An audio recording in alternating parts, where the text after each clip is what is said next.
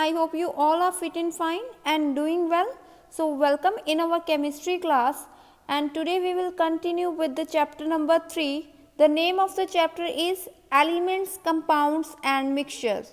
And in the previous video we have already discussed about the elements and its classifications like metals, non-metals, metalloids and noble gases. So today in this video we are going to start compounds.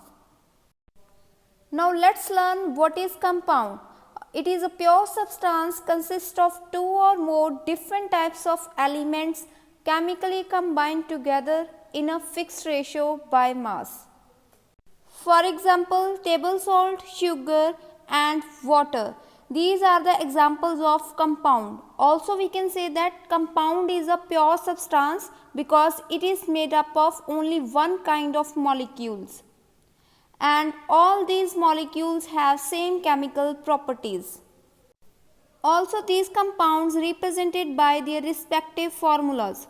For example, the formula of table salt is NaCl, the formula of sugar that is glucose is C6H12O6 and the formula of water is H2O.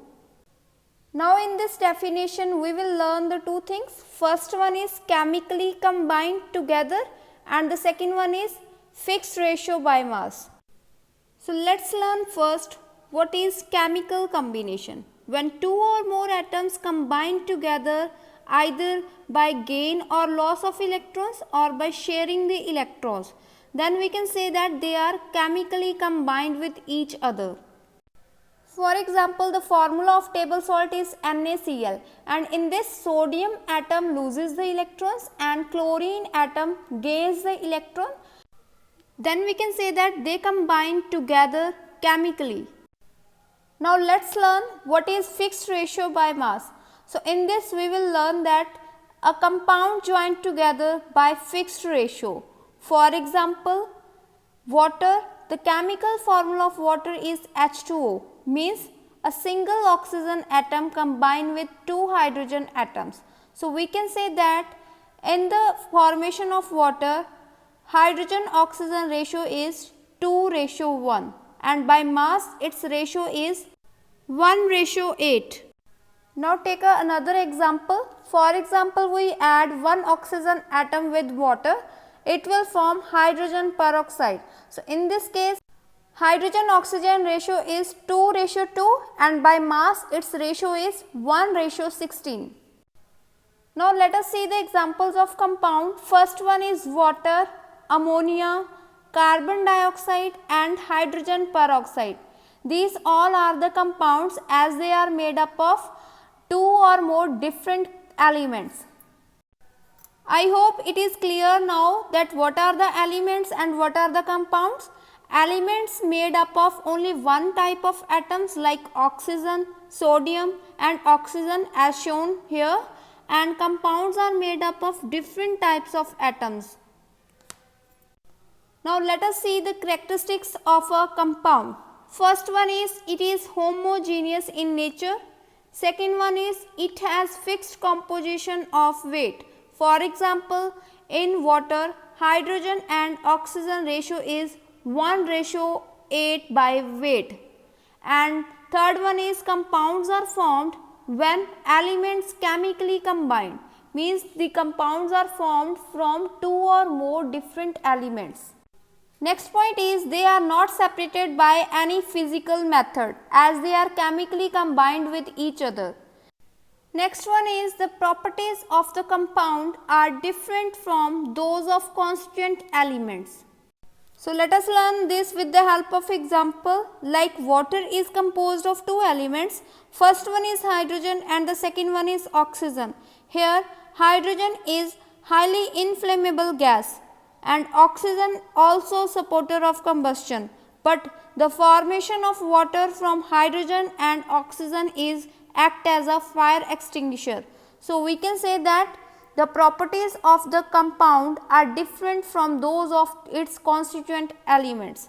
Next point is compounds can be broken into its component elements by chemical methods only. Means if we want to break the water molecule, that is a compound, then after breakage it will give elements like hydrogen and oxygen. So now look at the 8th characteristics first. A compound has its own characteristics like melting point and boiling point. For example, water. In case of water, its boiling point is fixed, that is 100 degrees Celsius. So we can say that compounds having fixed melting point and boiling point. 7th point is the formation of a compound from its element is accompanied by energy changes, and due to energy changes it will show two types of reactions. First one is exothermic reaction and the second one is endothermic reactions. Now we will see what are the exothermic reactions and what are the endothermic reactions. So first one is exothermic reaction. Chemical reactions that release energy in the form of heat are called exothermic reactions. Also we can say that these reactions are heat generating chemical reactions. So in the exothermic reactions, the reactants produces product and also they release heat. Sometimes they release heat in the form of heat energy and sometimes they release heat in the form of energy. Now we will learn one more thing, that the name of exothermic is derived from the Greek word, that is exo plus thermic. Here what is the meaning of exo? Exo means out and thermic means heat. So in the exothermic reactions the heat is released.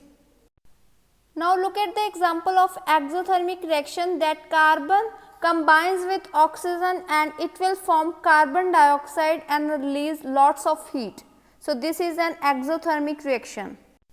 So the next one is endothermic reactions. Reactions in which heat is absorbed are called the endothermic reactions. In these reactions, the reactants absorb heat energy to form product.